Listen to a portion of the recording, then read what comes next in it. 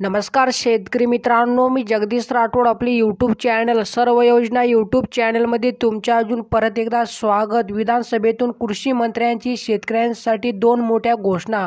शेतकऱ्यांवर पैशांचा पाऊस. प्रत्येक शेतकऱ्यांना अतिवृष्टी नुकसान भरपाई आणि पीक विम्याची मदत लवकरच दिली जाईल, अशी माहिती राज्याचे कृषी मंत्री माननीय धनंजय मुंडे साहेब यांनी दिली आहे.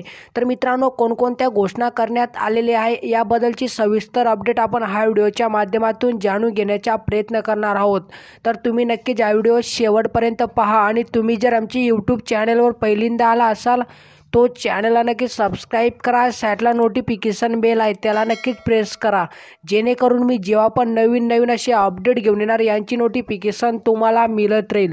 चला मित्रांनो, आता व्हिडिओ सुरू करूया. शेतकरी मित्रांनो, या ठिकाणी तुम्ही पहिलीच घोषणा बघू शकता. राज्यातील 40 तालुक्यात दुष्काळ जाहीर केला असून याबाबतचा प्रस्ताव केंद्र शासनाकडे पाठवला आहे. त्यानुसार 1021 महसूल मंडळात सवलती लागू करण्यात येणार आहेत. दुष्काळ निवारणाच्या अंमलबजावणी बाबत जिल्हा अधिकाऱ्यांना निर्देश देण्यात आलेले आहे.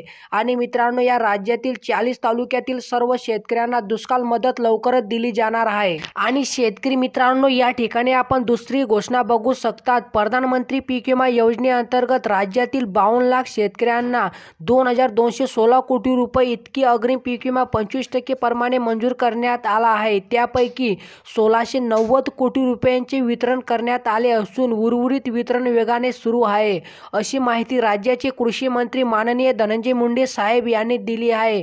मित्रांनो, जर तुमचा पीक विमा बाकी असेल तो लवकरच तुमच्या बँक खात्यामध्ये जमा केला जाईल. तर मित्रांनो, अशा प्रकारे राज्यातील सर्व शेतकऱ्यांसाठी दोन मोठ्या घोषणा करण्यात आलेल्या आहे. जर तुम्हाला ही अपडेट आवडली असेल तो नक्कीच चॅनलला सबस्क्राईब करा, व्हिडिओला लाईक करा. चला मित्रांनो, भेटूया नवीन एका व्हिडिओमध्ये. धन्यवाद मित्रांनो.